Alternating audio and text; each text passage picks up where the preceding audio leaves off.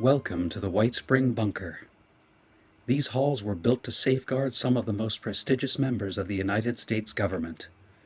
Now we are all that remains, though we are always looking for men and women capable of helping us restore what has been lost.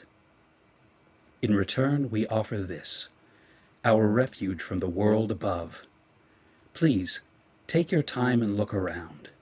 We've made great efforts to restore this place to its former glory. Welcome, member, to our little enclave. Greetings, members. As always, I am the Operative, your designated tour guide and host here at the Whitespring.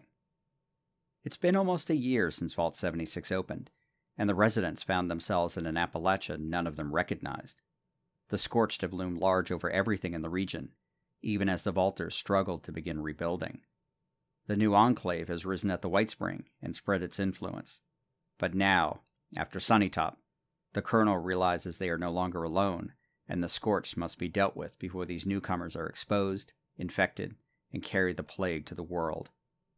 We now learn the history of Operation Beowulf, and set the stage for what is to come. A battle to decide whether Appalachia belongs to humanity or the monsters.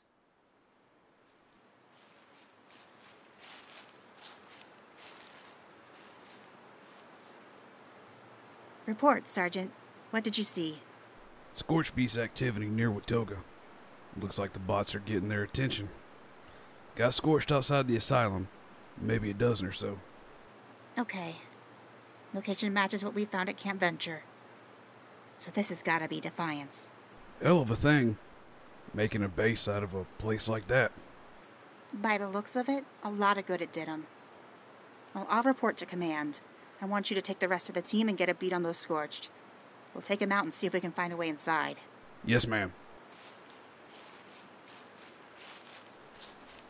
New Enclave Team Beta was into their 4th week hiking across Appalachia, following the trail of the group that had called itself the Brotherhood of Steel. After recovering reports from the responders talking about their dealings with the group, the Colonel had tasked the team with uncovering as much information about them as they could. MODUS had some limited data on what the old Enclave knew about them, but most of the relevant data had been lost during the incident and damaged to MODUS's memory banks. The AI was just as eager to find out more himself, if only to fill in the gaps in his own files. So Team Beta left the Whitespring to have a talk with Rose. The Raider bot knew a lot more about what happened in Appalachia, and could point them in the right direction. As unhelpful as Rose was, she did provide them with a starting point. Brotherhood of Steel? More like a bunch of boring, uptight blowhards. You stuffed shirts have a lot in common. Of course, they had great toys. That nuke my honey David used to blow up the Charleston Dam. The Blackwater Bandits stole it right from under those tin heads' noses. But if you're silly enough to try to find those losers, why don't you start over by Spruce Lake? I heard some of the old raiders, you know, the real ones, not those fakers downstairs, say they found some cool stuff that could have been military. So off they went to check out the lake. At first, all they found were a bunch of mirelurks and giant ticks. That wasn't until Corporal Jones, running from a mirelurk camp, fell into the water and discovered a half-submerged cave. Sure enough, it was filled with old papers and recordings, definitely military, and pointed them to a new location in the mire. Another week in the divide, and the team descended into the southern part of the mire, to a place called Camp Venture. It took over an hour to clear out the Scorched and ghouls which had made the area their home, but it was well worth the effort. Team Beta spent the next 3 days cataloging everything they found at the camp. It was mostly information related to the very beginnings of the Brotherhood of Steel, but it did point them to a place called Fort Defiance, somewhere in the Cranberry Bog. And that had been a week before. Now the team found themselves overlooking the old Allegheny Asylum. Sergeant Tyson vaguely remembered visiting as part of a school trip before the war, and it hadn't looked all that great back then. Nearly 30 years of neglect hadn't improved it either. It wasn't until they got closer that they could see the results of what must have been an epic struggle outside the asylum. The courtyard was ringed with barricades, which in turn were littered with stacks of bones bleached white by the Appalachian sun. The lieutenant had sent the sergeant down to scout, while she and the rest of the team set up a temporary camp on the cliffs above and made their report back to the Whitespring. And with the return of the sergeant, and with the Scorched beast occupied by Watoga, now was the time to get into the building. Sergeant, Take the private down the right side. The corporal and I will take the left. Yes, ma'am. Team Beta split up and got themselves into position. The Scorched weren't very attentive, and the new Enclave soldiers were able to kill most of them with long-range rifle fire. The 2 survivors had turned and charged towards them, firing pipe pistols, but they didn't last much longer.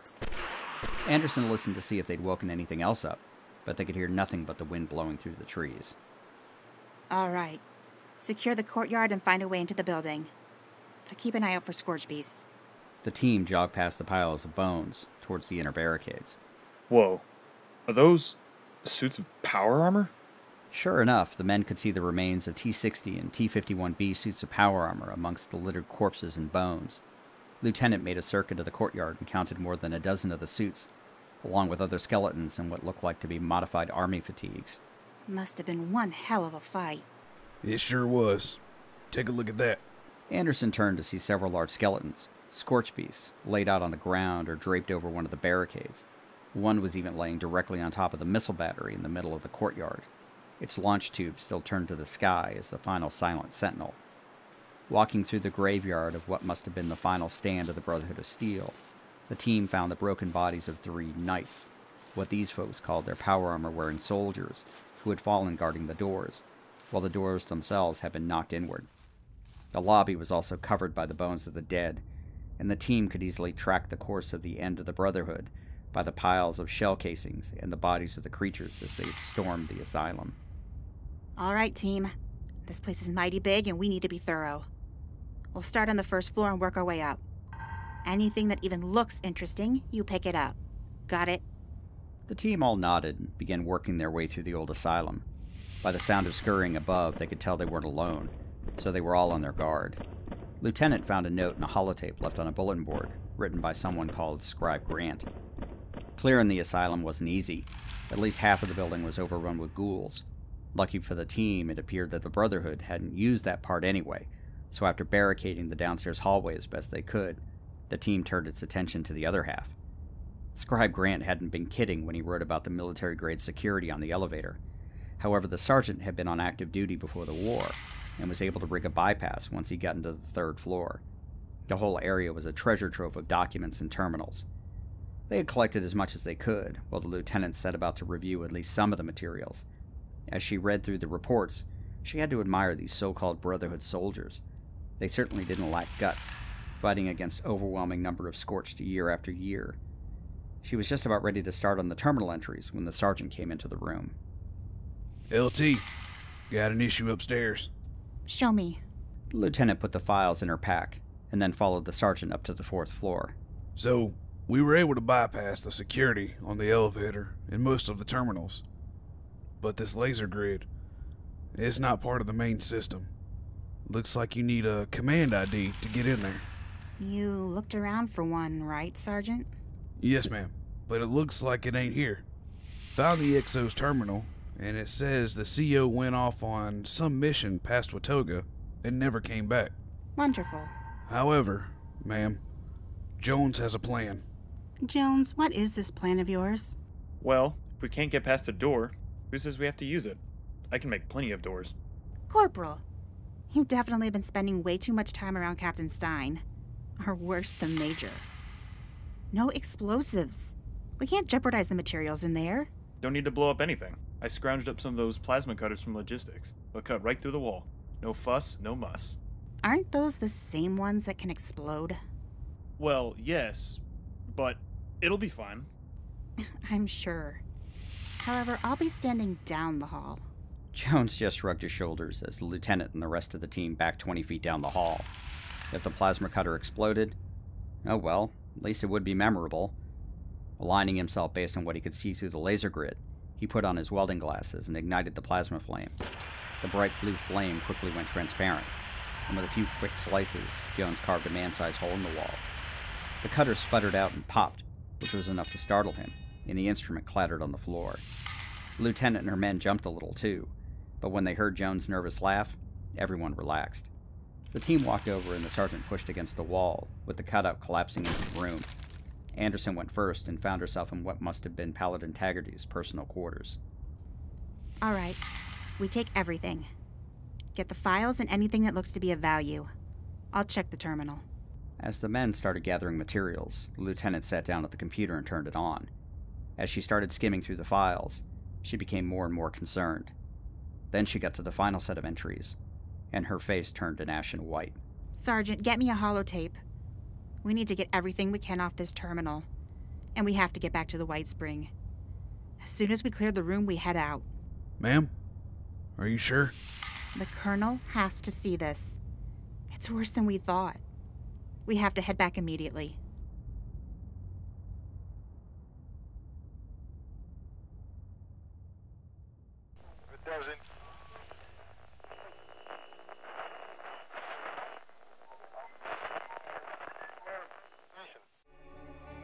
Long gone are the days where people sing about West Virginia as almost heaven.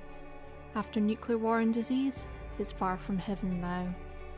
Far from Heaven, a Fallout 76 story podcast, is a tale of survival, conflict, and hope set in the Fallout 76 game world. Join our survivors on their journey to reach that almost heaven once more. Available on Spotify, Apple Podcasts, Amazon, and many other great podcasting apps. Far from Heaven, a Fallout 76 story, available now.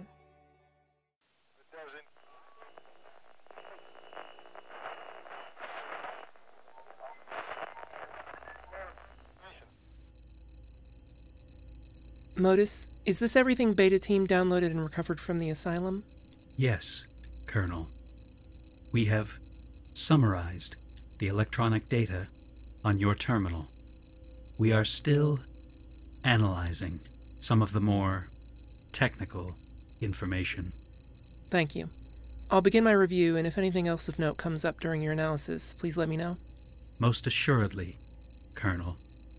It appears that this Brotherhood of Steel acquired substantial information regarding the Scorched. It is a pity none of them survived to be interviewed.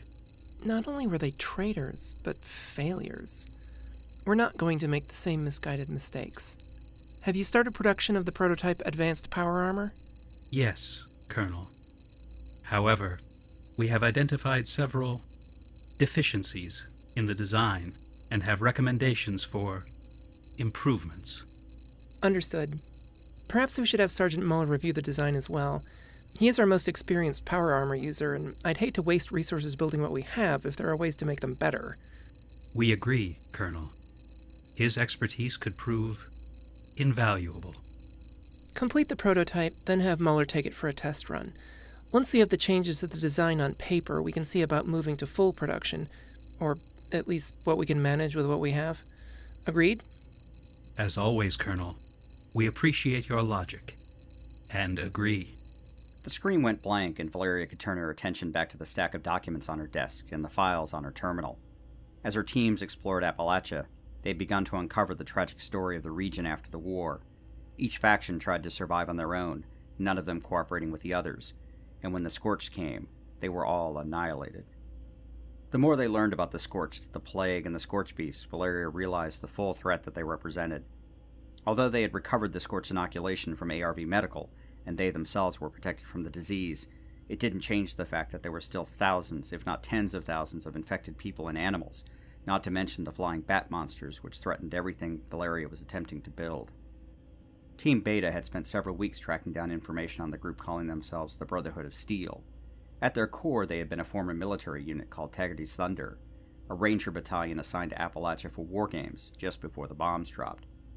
From what they had gathered, this brotherhood fought a very long and ultimately unsuccessful war against the Scorched from the old Allegheny Asylum in the Cranberry Bog. However, they did leave a treasure trove of information that they had gathered on the Scorched over the years, including a final, last-ditch plan they were never able to implement. Valeria spent the next several hours reading through nearly a decade of reports, notes, and communications kept by Taggarty and her men, all the way up to their final days. It's too bad this Taggarty turned traitor. She certainly didn't lack the guts to make the hard choices. But even Valeria could see where she had gone wrong. Taggarty's demands on the civilian population of Appalachia, though tactically sound, were short-sighted and counterproductive. The very people who could have supplied her with vital scientific information and support were instead alienated by the heavy-handed military dictates. It was a mistake that Valeria would be sure not to repeat. There were far better ways to assert authority. ones that her parents had imparted upon her in the years of training in Vault 76. Regardless, it still left the problem of what to do about the Scorched. It was here that she stumbled upon Taggarty's final plan. While Touchdown had failed, she also included a backup plan, one which would require access to the region's nuclear missile silos, and a direct assault on the source of the Scorched Plague, the Scorched Beast Queen herself. No one had yet set her eyes upon the creature, but MODUS, in compiling all available data, surmised that it existed, and approximately where it was located, which was also somewhat confirmed by the information they found at the asylum, and closer to Watoga as well. Sooner or later, we're going to have to tackle this problem head on. Taggarty might have failed, but I believe she was on the right track. And I'm not going to sit here and wait for the Scorched to decide we're a threat they need to deal with. We're going to do all we can to get ready, because when the time comes, the new Enclave is going to war. MODUS? Yes, Colonel? I'd like you to open a new operations file. Codename Beowulf. Done, Colonel. May we inquire as to the target of this operation? Well, MODUS, we're going to slay a dragon.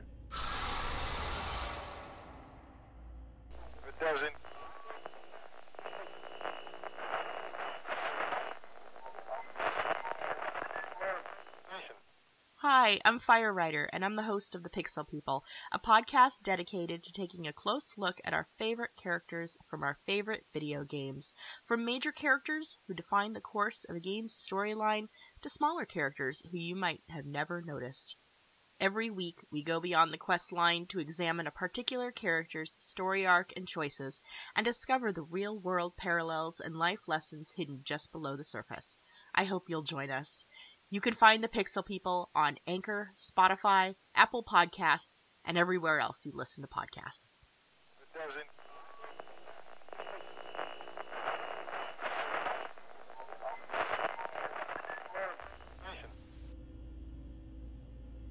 And the servos appeared to be underpowered. I identified at least 3 distinct short traps on the torso, and the shoulder armor limits vision to the left and right. Is that all, Sergeant? No offense, ma'am, but those DIA researchers might have thought they had some good ideas on how to improve the old power armor designs, but this ain't it. None taken. However, your blunt assessment presents us with quite a problem. What problem is that, Colonel? Beowulf. I can see by your expression that you've heard of it. Yes, ma'am. The captain, well, he wanted my opinion. And you have objections? Permission to speak freely. Never stopped you before, Sergeant. Out with it. Are you out of your mind? Of course not. Then I might recommend a second opinion. Just getting these vaulters turned soldiers going in the same direction is considered a victory. And now you're planning on marching them halfway across Appalachia to fight the mother of all monsters? And then I hear this plan involves dropping a nuke, too. I mean, I've seen my share of crazy-ass plans in the past, but this is something else entirely. Is that all, Sergeant? On top of the 1,000 other reasons I can see not to do this, yes, ma'am. We don't have a choice, Sergeant. All we have to do is look around out there and see what the Scorched are capable of. They wiped Appalachia clean, and I don't doubt that they are capable of so much more. Here, you need to read this. The colonel opened one of her desk drawers and took out a thick manila folder. Opening it, she handed a document to the sergeant. This is part of an analysis the Brotherhood of Steel did on the Scorched. Go down about 3 paragraphs and read. Continent-wide, perhaps global extinction-level event. That was nearly 10 years ago, Sergeant. And within a few years of that analysis, everyone here was dead or scorched themselves. The only thing standing between them and the rest of the country is us. If we don't deal with them now, then it could be the end of everything. It'll make the Great War look like a leisurely picnic. With all due respect, Colonel, what you're planning is suicide. That's why you're here, Sergeant. Both you and the captain have more combat experience than the rest of us combined. That's also why I had you do a field test of the experimental power armor. Operation Beowulf is going to happen. However, I want you and the captain to pull it apart and put it back together again. I want recommendations for improvements, weapon loadouts, and contingency plans for dealing with whatever else we might find out there. Is that all? Not quite. As I said, I had a very good reason for having you field test the armor. MODUS has the capabilities to construct a small number of new suits of power armor. Unfortunately, your report highlights the fact that what we have isn't going to be good enough. Not to go toe-to-toe with Scorched beasts, and certainly not against the Queen. So your first assignment is to redesign the armor with MODUS and get us a production model we can use. My recommendations? My design? I can't think of anyone else who's capable. As I said, we won't be able to build an army of them. MODUS calculates we have the materials to maybe build a dozen at the most. So if that's what we have, then I want them to be the best available. And you'll also need to hand-select and train the members who will be our power armor specialists. It's a tall order, Sergeant, but the new Enclave is going to war, and it's one that neither we nor humanity itself can afford to lose. No pressure there, Colonel. Nah, this old warhorse has another good fight left in him. Hell, I always did want to fix all those damn mistakes the eggheads kept making with the old suits anyway. That's the spirit, Sergeant. I can't say exactly how much time we have, so I want you to get started immediately. MODUS has reserved space over in the production center, and logistics is under orders to give you anything you need. If anyone complains, especially Captain Reynolds, send them to me. Understood? Yes, ma'am. Good. Dismissed. Sergeant Muller stood and saluted the colonel before leaving her office. His mind was already going a mile a minute, thinking of all the improvements he'd like to make to the armor. He also had a name picked out for the new design as well. If they were going to hell to fight, then they'd walk in as devils.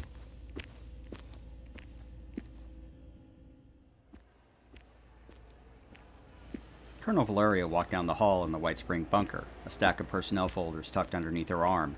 The bunker was a beehive of activity as word of Operation Beowulf's activation spread through the ranks.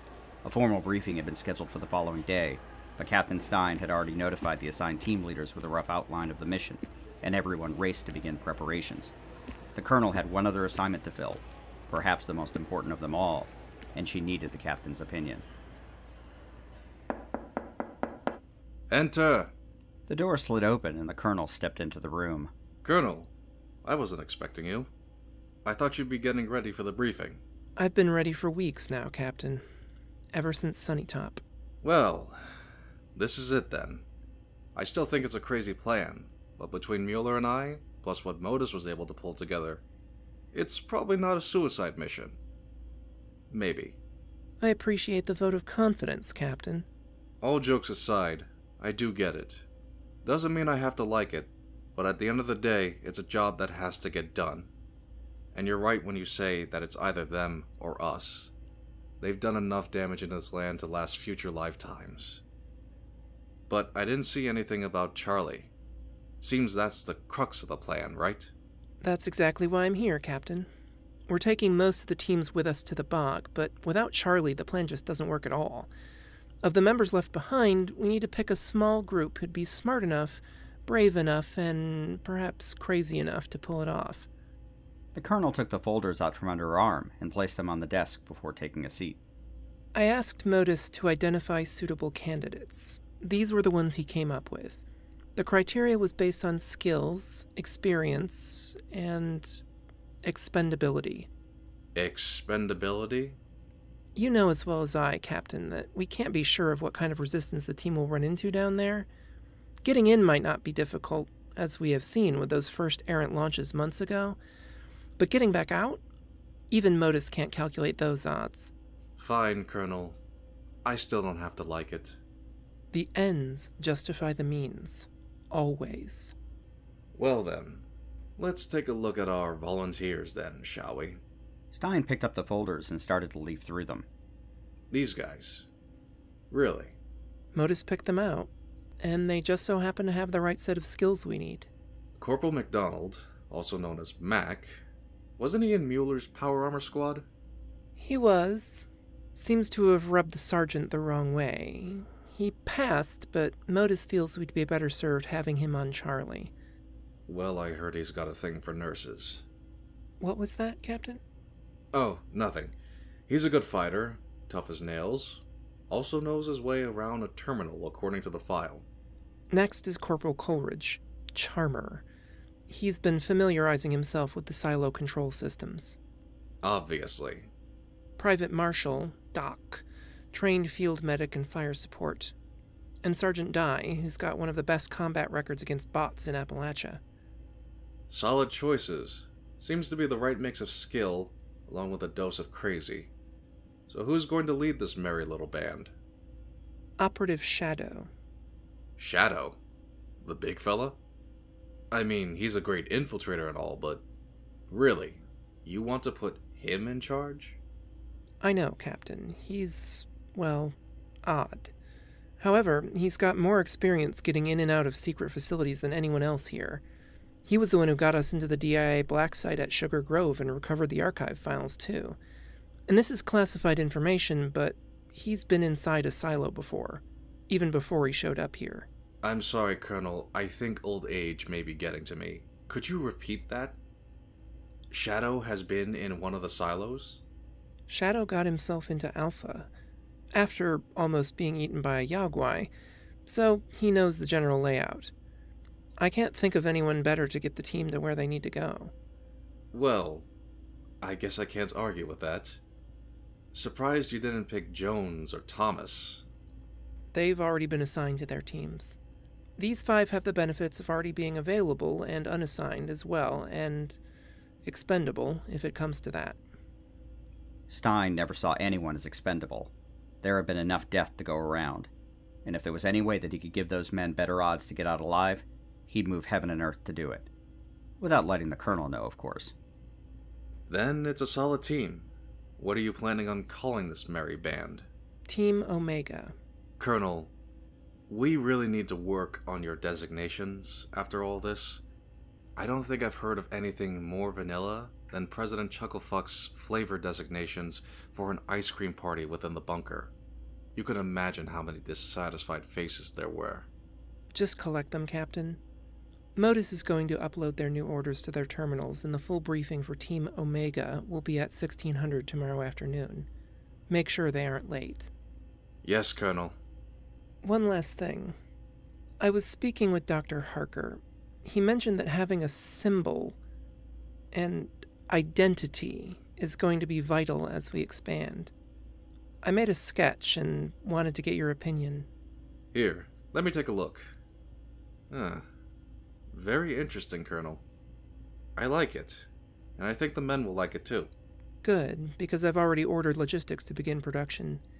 I have a few other meetings ahead of me. You can keep the files, and I'll see you down at the commissary later. The captain saluted and watched the Colonel leave the office. First Beowulf, and now Charlie. Valeria was betting the future of Appalachia on a single roll of the dice. Both he and Muller had done all they could to craft a plan which had the best chance of success. He looked down at the sketch in his hand and thought to himself, maybe, just maybe, the old saying would prove true. Fortune favors the bold.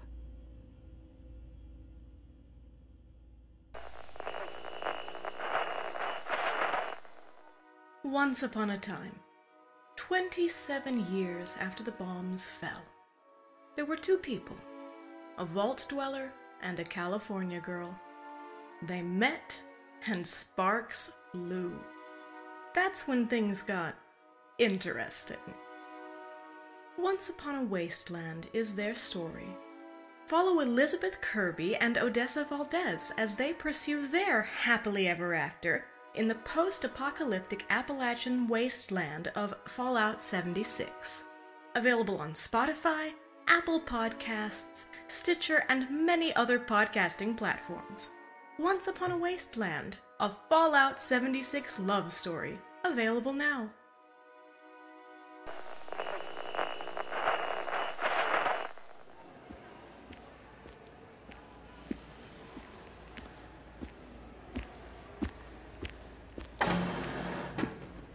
So, Mac, what do you think this is all about? What makes you think I got a clue, Charmer? Though whatever it is, as long as it gets Muller off my ass and gets me out in the field, I'm more than happy. Weren't you supposed to get your team assignment by now? Muller's got it in for me, even though he passed me. But something tells me he's getting his jollies off making me feel like I'm on the chopping block. Waiting. Maybe, just maybe, you should have thought twice before you tried to impress that nurse. I heard that Brahmin hasn't been the same since. I did. And Nurse Jacob saw I wasn't just good at bench pressing. Mac, you got issues. Blame my mother, Charmer. She was the therapist in the vault, after all. The briefing room door slid open, and in walked Sergeant Dye. Well, I see they told just anyone to come down here, including one of my favorite poker buddies. And you too, Mike. Very funny, Brandon. I see they don't have a height requirement for whatever they're planning. What makes you think they're planning anything? I'm pretty sure this is going to be your court-martial for bench pressing that Brahmin. In all seriousness, though, I have no idea what they sent me down here for, so I'm in the same boat as you two. Besides, it means I don't have to hear you complaining about Sullivan rigging the deck whenever you get a bad hand at poker. Great. And that ingrate Sullivan owes me 100 caps. He's down in the brig. I think he finally pissed off the wrong people. Little weasel rigs the hands, I swear. Can't get a flush 3 games in a row in a 2-hour span. 3 nights in a row. Well, take a seat, Sergeant. Guess we'll find out what's going on shortly. Don't mind if I do. Hey, who's the big silent guy in the corner? Him? Damned if I know. I swear I saw him around 76, but I can't remember his name. Wait, was he that kid that threatened the Overseer? That's no kid now. He looks to be as tall as a super mutant. Captain Stein strode into the briefing room, followed closely by Private Marshall. Attention! Private Marshall walked over to one of the tables and took a seat, as the captain walked to the front of the room. As you were, gentlemen. I just wanted to make sure everyone was here. The Colonel's right behind me, and she'll be the one briefing you today. Sir, what's all this about? Corporal, as I said, the Colonel will be here momentarily, so I suggest you all sit down, shut up, and listen. Is that understood? Yes, sir. Looking to join Sullivan, Mac? Shut up. The briefing room door slid open a final time, and the Colonel walked into the room. Before the assembled men could rise to their feet, she waved them down. Time is short, and we can cut the formalities for the moment. I can confirm, with my return from the north, that people have begun to return to Appalachia. We don't have all the details yet, and MODUS is still collecting data, but Team Alpha and I made direct contact with at least some of the newcomers. These particular ones weren't friendly, but that's not to say that the rest aren't. Because of this, we have no choice but to activate Operation Beowulf. In 3 days, the bulk of our men, along with a contingent of Enclave bots and Sergeant Muller's power armor unit, will be marching into the Cranberry Bog to attack the Scorched directly. Yes, Corporal? Any particular reason you're briefing us directly? Normally you only do this with the team leads. Very astute, Corporal. The team leaders have already been briefed, and the rest of the assigned teams are already preparing to leave. You, however, won't be part of that mission. Then why are we here? Beowulf requires a very specific set of circumstances to succeed, and we need a team to make sure those circumstances are met. The screen behind the Colonel lit up with an overhead shot of what the new enclave called Silo Charlie, one of the 3 pre-war nuclear missile silos in the region. Up to now, the Colonel had dedicated 2 teams to seal off the entrances and ensure that no more missiles were launched by errant wastelanders. Your mission will be to secure Silo Charlie by engaging and destroying the robotic defense force, finding the control center, and finally prepping and launching a missile at a target designated in the briefing folders the captain will be handing out to you. You want us to do what? Are you hard of hearing, Private? You all have exhibited exceptional skill during your time here. Between myself, the captain, and MODUS, we believe you are the best men for the job. You'll be provided with launch codes and a nuclear keycard. All you have to do is get down there and do your jobs. And you should know, if you fail, you may be responsible for the death of not only our little enclave, but perhaps everyone else in the entire region. Sounds easy enough, Colonel? If it was easy, we wouldn't be sending you. While we don't have a complete schematic of all of the defenses, we do know that the silo has its own automated defense force. And since none of the silo caretakers survived, rest assured that you will be considered hostile the moment you step out of the elevator. Fortunately, we do have one asset in our favor. The Colonel pointed to the rear of the room, Operative Shadow has personal experience with the silos, which is why he's been promoted to lieutenant and will be leading your merry little band on this mission. The assembled men all turned around and looked up at the big man, who hadn't moved an inch since he propped himself up in the corner. But he did have a sly little grin on his face. I'll leave you all to get further acquainted, and the captain will distribute the mission documents for your review. You are officially designated as Team Omega, and you'll be departing in 2 days, ahead of the rest of the troops. With that, the colonel turned and left the room, leaving a stunned group in her wake. You heard the colonel, men, so it's time to get your asses in gear. Here are your briefs, and I've reserved space for you downstairs to review and get sorted. Is that understood? Sir, yes, sir.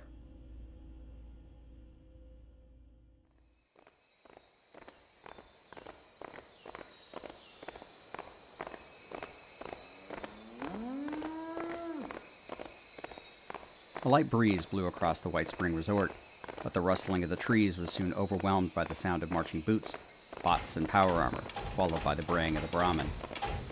Lieutenant Colonel Valeria stood at the gate and adjusted her eye patch. Dr. Harefield kept promising that the replacement eye designed by MODUS would be ready soon, but so far the prototypes have proven to be less than perfect.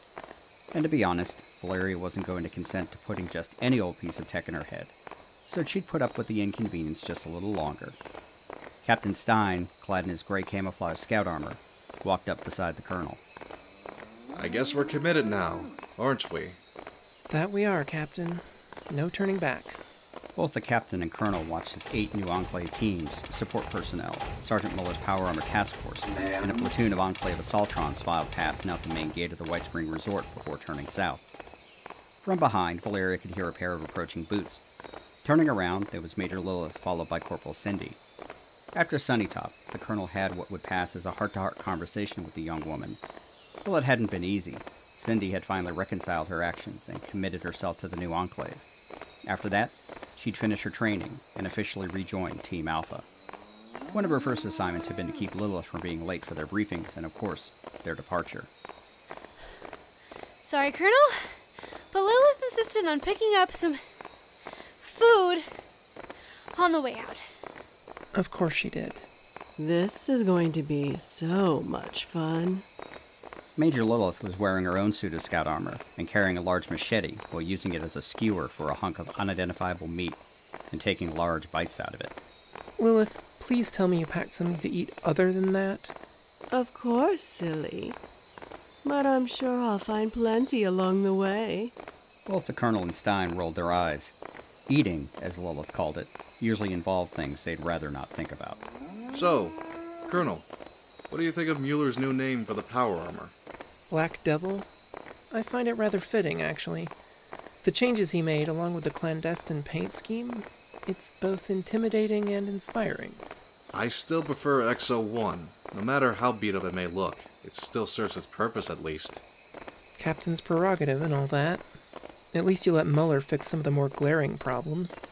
Well, he wasn't going to let another old warhorse take on a giant flying monster in a defective tin can, as he called it. At that moment, Sergeant Mueller strode by, turning to throw a salute in his modified T-51B before turning down the road with the rest of his unit. As Valeria watched them go, she wished they'd had more resources to build more than the 10 suits of the new armor they had.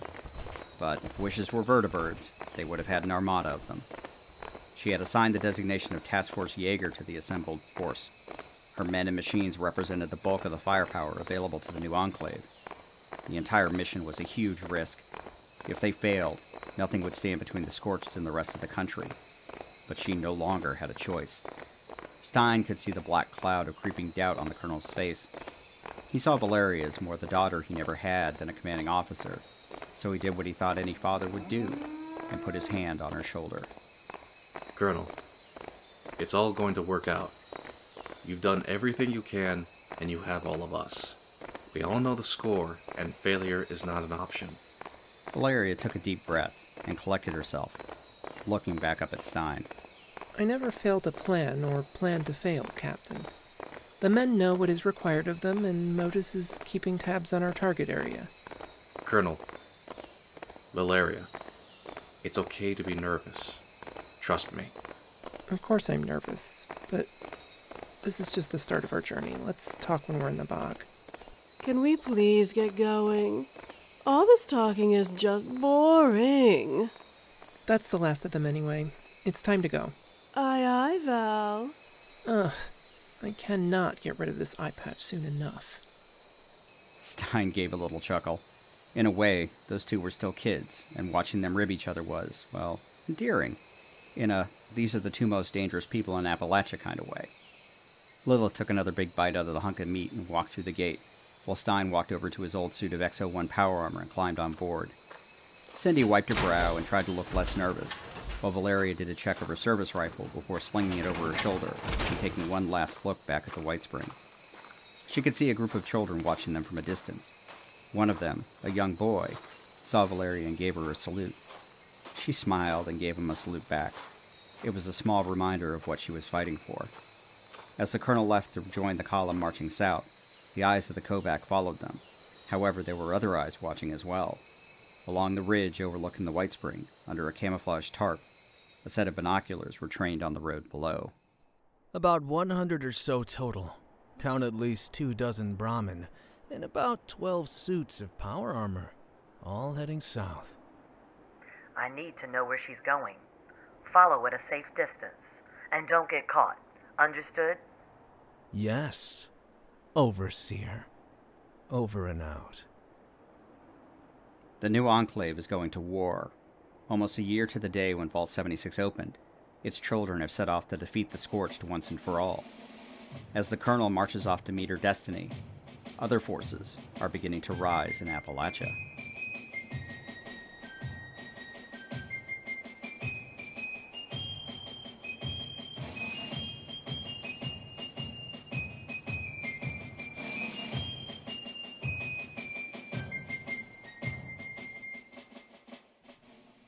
Thank you again, members, for joining us here on the MODUS Files.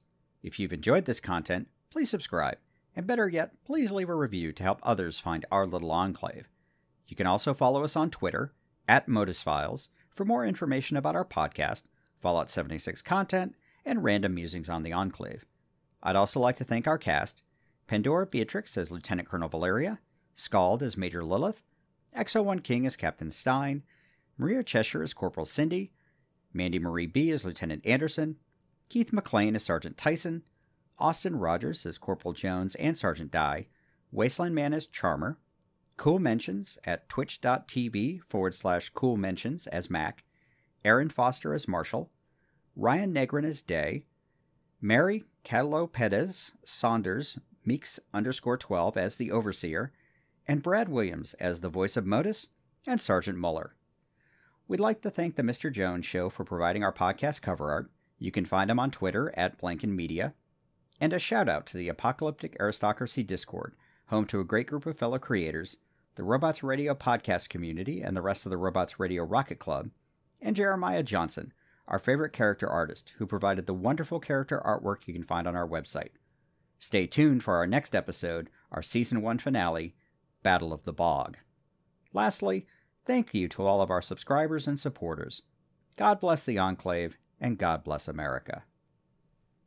Members, we look forward to your next visit to our little enclave.